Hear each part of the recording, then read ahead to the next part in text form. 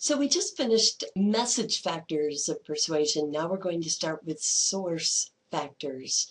So persuasion also depends on a number of source factors, factors about the source of the message.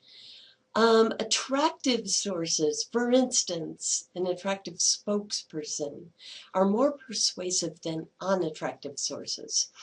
Even when attractiveness is not a claim of the product, and especially with which route of processing do you think? Yeah, peripheral.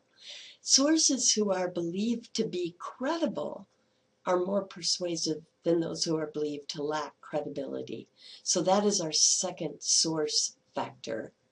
People can arrive at these judgments by the peripheral route.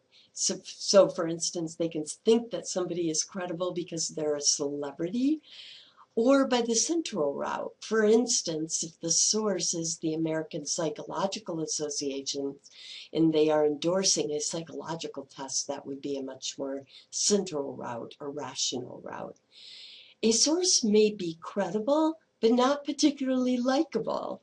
Likable sources increase the likelihood of persuasion, of course. And even a source that is perceived as attractive, credible, and likable may not be perceived as trustworthy. Is there such thing as a likable person who doesn't know what they're talking about and doesn't tell the truth? Of course. Sources who are perceived to be trustworthy also increase the likelihood of persuasion. So source factors, attractiveness, credibility, likability, and trustworthiness. And finally, factors about the consumer also affect persuasion. Let's look at two really cool ones. The inoculation effect is aptly named. Suppose your friends tell you about a political ad they saw and how it was based heavily on one argument, and your friends voice their counter-arguments. When you encounter that ad, you are in effect inoculated against accepting the arguments to some degree because of the counter-arguments which were recently injected into and thus easily accessed in your mind. The inoculation effect. Latitude of acceptance is a highly important persuasion factor. The closer the ad begins to your own position, in other words, if it's within your latitude of acceptance, right, the more likely you are to listen and then be persuaded to shift to your position.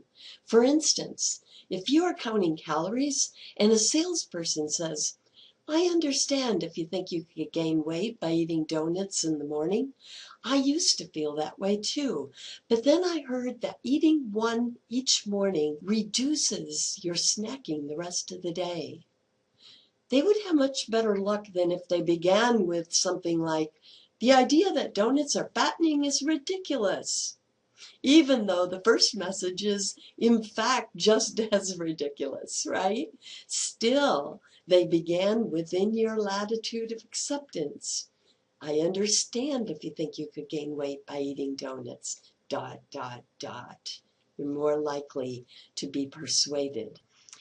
So let's look at some other interesting persuasion effects, really interesting ones, beginning with the scarcity effect. The scarcity effect relies on the idea that things appeal to humans more when they are harder to obtain. Thus, the hard-to-get effect in romantic relationships, or the appeal of limited edition artwork. One study found that people rated a brand of cookies significantly higher after first being given one to taste compared to as many as they wanted.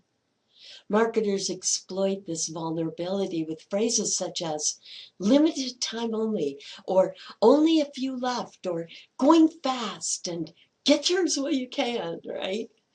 This is called using the scarcity technique, and we will explore that further in our social influence techniques lecture coming up in this class. The next one is the free effect. It's no secret in marketing that the word free is a powerful magnet. People will often accept free items that they would never otherwise buy or even want.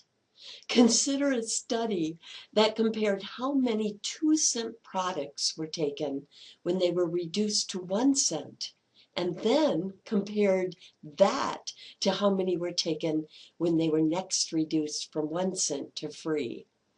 Now, if humans were totally rational thinkers, we could predict that the products would be taken at an increased rate at that 1 cent price, and then double that rate when they were offered for free. Instead, people took exponentially more when they were free. Another example, people are more willing to try a sample when salespeople simply add the word free. Try a free sample. Marketers exploit this attraction to the word free by offering things like a free toy inside, or buy two, get one free, or a free gift with a purchase. And then the ownership effect. This is a particularly powerful one. A friend of mine buys a new car every few years. He does.